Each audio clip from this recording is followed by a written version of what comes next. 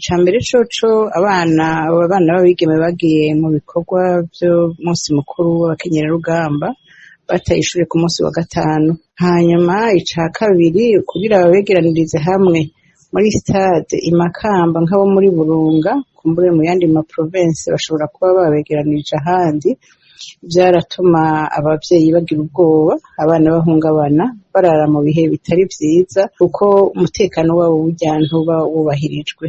Kubona umwana aja kurara muri stade ntawubazi ivy'amagara yiwe ingene vyifashe, kandi nta na kimwe kiba cerekana ko umuvyeyi yatanze uruhusha ko umwana wiwe arara muri stade. Rero twebwe tuhanura abanyepolitike yuko mu gihe bariko barategura ibirori baraba ubwa mbere ntibahungabanye agateka k'abana.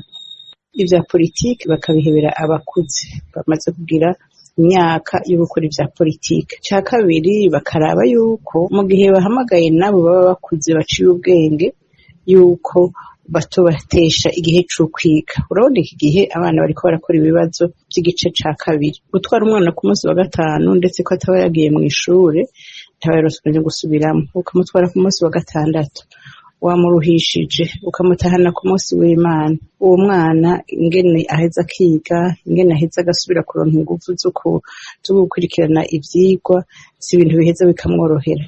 Rero twosaba yuko abanyepolitike bo kwirinda gukora ico kintu cose gihungabanya agateka k'abana, cane cane ikiva ku vyiyumviro vya politike, kuko abana bose ntiba bari muri ivyo vya politike kandi ntiba bafise iyo myaka yo kuja muri ivyo vya politike.